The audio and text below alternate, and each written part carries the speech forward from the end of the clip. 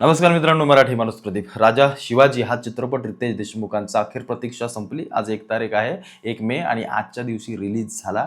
तो मी पाहिला first day म्हणजे पहिलाच जाऊन शो पाहिला, कारण मला सांगावं लागेल की कसा आहे, काय आहे. पण त्याआधी आत्ताच आपण या चित्रपटाचा जो काही एक आशय आहे, म्हणजे अफजल खानाचा वध, आणि तो कसा होता, नुसता 5 मिनिटाचा अफजल खानाचा वध नाही, त्याच्या मागे कशा गोष्टी होत्या, काय काय नक्की झालं, त्या सगळ्या गोष्टी या चित्रपटात तर आहेच. पण मी माझा एक व्हिडिओ बनवलाय जो पूर्ण 25 मिनिटांचा आहे आणि त्या ठिकाणी गेलोय जिथं जिथं अफजल खान गेला, ज्या मार्गाने अफजल खान गेला, जिथं अफजल खानाला मारला, जिथं अफजल खानाची कबर आहे ती आता कशी आहे, या सगळ्या गोष्टी या व्हिडिओमध्ये मी आवर्जून हा व्हिडिओ पहा. मी डिस्क्रिप्शनमध्ये लिंक दिले, तुम्ही माझ्या चॅनलवरती देखील जाऊन पाहू शकता, कारण फार मोठी प्रचंड मेहनत होती या व्हिडिओ मागे आणि तो मला बनवायचा होता. आणि हा एक योगायोग साधून आला राजा शिवाजी चित्रपटाच्या माध्यमातून, आणि तो मी सगळा प्रयत्न तुमच्या समोर मांडलाय. आवडला तर निश्चित त्याला लाईक शेअर करा आणि जास्तीत जास्त आपल्या लोकांपर्यंत पोहोचवा. आता येऊया चित्रपटाकडे. राजा शिवाजी हा चित्रपट रितेश देशमुख घेऊन आले.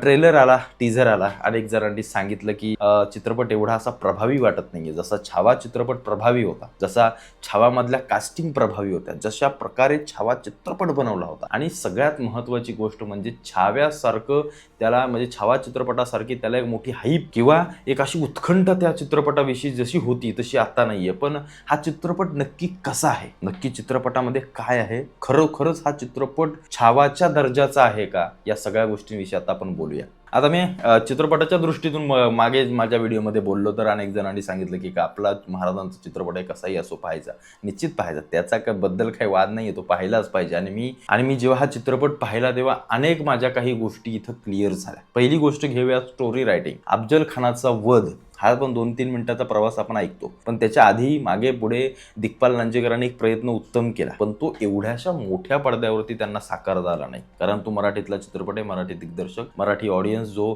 चोखंदळ आहे, ज्याला वाटलं तर पाहतात, नाही तर सहसा हिंदीकडेच आपण हे करत असतो. म्हणजे बघा ना, छावा चित्रपट, छत्रपती संभाजी महाराज, या सगळ्या गोष्टी मराठी, पण हिंदीत गाजला चित्रपट का? कारण व्ह्यूअर्स जास्त होते. तो मोठ्या पडद्यावरती गेला की आपली मराठी लोक हिंदीमध्ये सहसा जास्त अट्रॅक्ट होतात, आणि त्या सगळ्याच गोष्टी कंटेंट क्रिएशन आणि या सगळ्या गोष्टींमध्ये देखील आहेत. या चित्रपटाची जी स्टोरी रायटिंग आहे अप्रतिम आहे, अप्रतिम, मला आवडली, छान. प्रत्येक मुद्दा सुरुवातीपासून ते अगदी शेवटापर्यंत कशा पद्धतीनं स्वराज्य उभं राहिलं, कशा पद्धतीनं खानाचं संकट आलं, कशा पद्धतीनं त्याला सामोरे गेले, प्रत्येक गोष्टी अगदी व्यवस्थित त्या सगळ्या गोष्टींची मांडली गेली.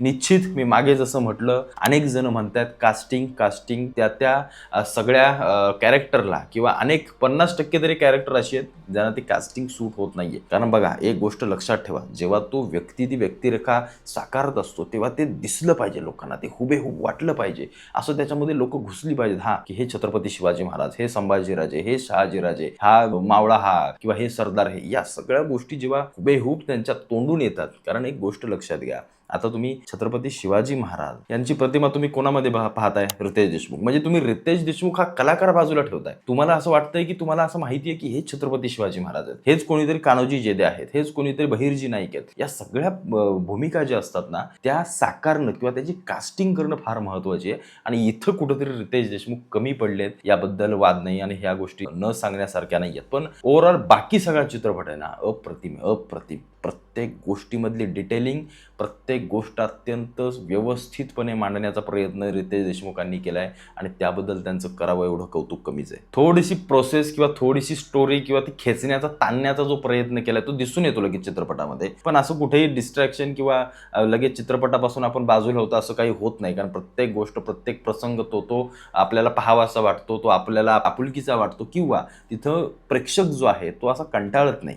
आतापर्यंत अफजल खानाच्या वधावरती अनेक चित्रपट आले, पण इतका इनडेप्थ चित्रपट रितेश देशमुखांशिवाय मला असं वाटतं दुसरा कोणाचा नसावा सध्या तरी.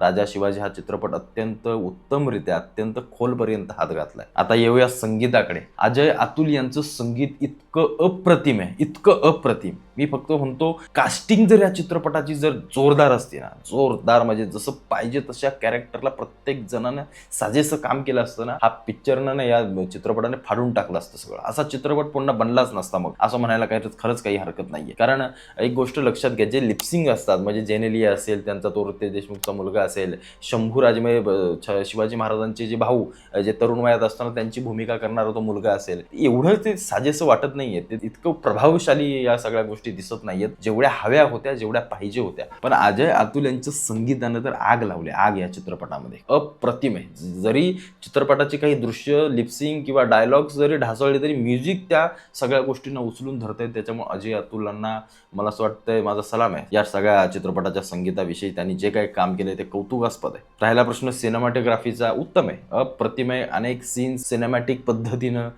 ॲक्शन्स वगैरे या सगळ्या काही गोष्टी आहेत. आता अनेक जण म्हणतात की या अतिशयोक्ती असतात, पण ठीक आहे, आजच्या पिढीला असल्याच अतिशयोक्ती फार महत्त्वाच्या वाटतात. त्यामुळे त्यांना तशा पद्धतीचा मसाला देणं हे फार महत्त्वाचं असतं. पण छत्रपती शिवाजी महाराजांची भूमिका असताना कुठेतरी तो एक बॅलन्स ठेवावा लागतो. त्या सगळ्या गोष्टी रितेश देशमुखांनी अगदी व्यवस्थित पद्धतीनं पार पाडल्यात. म्हणजे अगदीच कुठं महाराज काहीतरी विचित्रपणा करतायत अशा काही गोष्टी केलेल्या नाहीयेत आणि त्या मला फार आवडल्या. हा चित्रपट खास करून आपल्या लहान मुलांना दाखवा, आपल्या तरुण मुलांना दाखवा की नक्की इतिहास अफजल खानाचा काय होता. आपल्याला फक्त पुस्तकामध्ये तो फाडण्याचा आहे एवढे 1-2-3 मिनिटाच्या सगळ्या गोष्टी दाखवल्या जातात किंवा आपण आतापर्यंत पुस्तकामध्ये वाचलेत. पण हा चित्रपट प्रत्येकानं पाहावा जेणेकरून काय नक्की होतं त्यावेळेला या सगळ्या गोष्टी या चित्रपटामध्ये तुम्हाला समजून जातील. आणि जेव्हा तुम्ही बाहेर पडाल तेव्हा पूर्ण अफजल खान वध तुमच्या डोक्यामध्ये फिरत असेल की नक्की कसं काय झालं आणि छत्रपती शिवाजी महाराजांचा त्याग नक्की केवढा मोठा होता. या सगळ्या गोष्टी या चित्रपटातून तुम्हाला समजतील. आता या चित्रपटाच्या सगळ्यात मोठ्या क्लायमॅक्स किंवा एक हुक पॉइंट जो असतो त्या सगळ्या गोष्टींकडे. आतापर्यंत रितेश देशमुखांनी सलमान खानची भूमिका जी काही होती ती रिव्हील केली नव्हती. अनेक बातम्यांमध्ये, अनेक पत्रकारांमध्ये ही चर्चा सुरू होती की सलमान खान या चित्रपटामध्ये आहे, सलमान खान या चित्रपटामध्ये आहे. अभिषेक बच्चनची भूमिका तर सुरुवातीला होतेच, ठीक आहे, अभिषेक बच्चनने ज्या प्रकारे भूमिका केली इतकी फालतू किंवा वाईट नाहीये, अप्रतिम आहे, छान आहे, त्याच्याबद्दल काही दुमतच नाहीये. पण सलमान खानची जीवा महालांची जी काही भूमिका आहे त्या भूमिकेने चित्रपटामध्ये सगळ्यात मोठी जान आपल्याला पाहायला मिळते.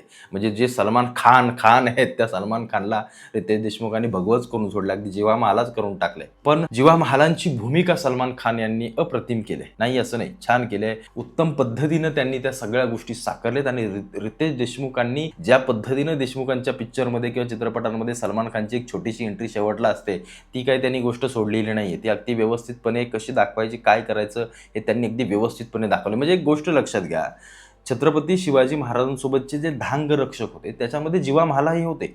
म्हणजे खानाला भेटायच्या आधी जीवा महाराजांच्या समवेत असणारच. स्वतः महाराज त्यांना सांगत होते की मला तुम्ही आमच्यासोबत थांबायचं. पुढे सय्यद बंडा आहे, सय्यद बंडा हा दानपट्टा चालवतो, त्यामुळे जीवा महालात तुम्ही आमच्यासोबत राहायचं. पण इथं या चित्रपटाची एक महत्वाची मेक म्हणजे त्यांनी करून दाखवले, ती अतिशयोक्ती आपण मानू शकतो.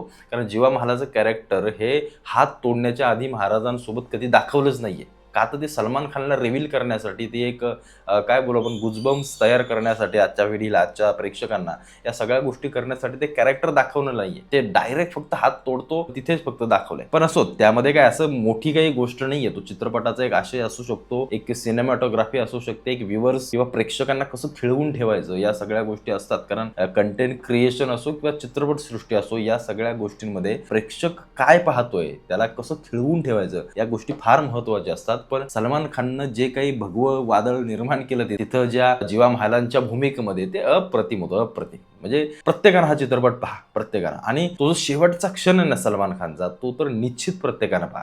काही याच्यामध्ये दुमत नाहीये की तो सीन आहे ना प्रत्येकाला आवडेल. आणि सलमान खान तर या भूमिकेमध्ये प्रत्येकालाच आवडेल, निश्चित आवडेल. कारण डोक्यावरचा बिलक सलमान खानला अगदी या लोकांनी अगदी सनातन धर्माचा एखादा योद्धा हिंदूच करून टाकलाय. त्याच्यामुळे अप्रतिम आहे, छान वाटलं, मनाला अगदी सुकून मिळाला. कुठेतरी जे चित्रपटाला गेलेले तिकिटाचे पैसे वसूल झाल्यासारखं वाटलं. प्रत्येकानं हा चित्रपट पहा. आणि त्याआधी तुम्हाला हा चित्रपट पाहिल्यानंतर माझी ही व्हिडिओ 25 मिनिटांची अवश्य पहा. नक्की आत्ताची जावळी कसा खान आला, कशा पद्धतीनं मारला गेला आणि कसा तो कुठून आला, रडतुंडीचा घाट काय, कुठे पारमध्ये तो राहिला, कसं ते सगळ्या गोष्टी त्या जागेवरती जाऊन मी शूट केलेत. आणि त्याच्यासाठी तब्बल आम्ही 1 ते 1.5 दिवस शूट आणि या सगळ्या गोष्टी करत होतो. इतकं भयंकर पद्धतीचं ते काम होतं. मला आताही आठवतंय. तुम्ही आवर्जून ती व्हिडिओ पहा. माझी चॅनल डिस्क्रिप्शन मध्ये मी लिंक देतोय किंवा सापडली नाही तर चॅनलवरती जा, अवश्य पहा ती व्हिडिओ. मी हात जोडून तुम्हाला सर्वांना विनंती करतो, कारण हा छत्रपती शिवाजी महाराजांचा इतिहास सर्वदूर साता समुद्रापार आपल्या प्रत्येक मावळ्यापर्यंत, आपल्या प्रत्येक हिंदूंपर्यंत पोहोचला पाहिजे, एवढीच माझी भूमिका आहे. चित्रपटाविषयी तुम्ही सांगाल 10 पैकी किती गुण द्यायचे, तर मी 10 पैकी 9 गुण देईन. आणि तो एक गुण जो जातोय ना, तो फक्त या कास्टिंगच्या छोट्याशा ज्या चुका येतात त्यामध्ये, त्या जर रितेश देशमुखने जर व्यवस्थित केल्या असताना, व्यवस्थित, अप्रतिम चित्रपट आहे, अप्रतिम. काही कुठेही चुका काढायची गरज नाही, कुठेही अशी फालतू गोष्ट किंवा इतिहासाला न धरणारी गोष्ट अशी कुठेही केलेली नाही. अगदी शिवभारतामध्ये ज्या पद्धतीनं अफजल खानाचा उल्लेख केला वधाचा, त्या सगळ्या गोष्टी हुबेहूब रितेश देशमुखांनी अत्यंत उत्तम लेखन करून मांडले. त्याबद्दल त्यांचं मी खूप खूप मनापासून कौतुक करतो. हा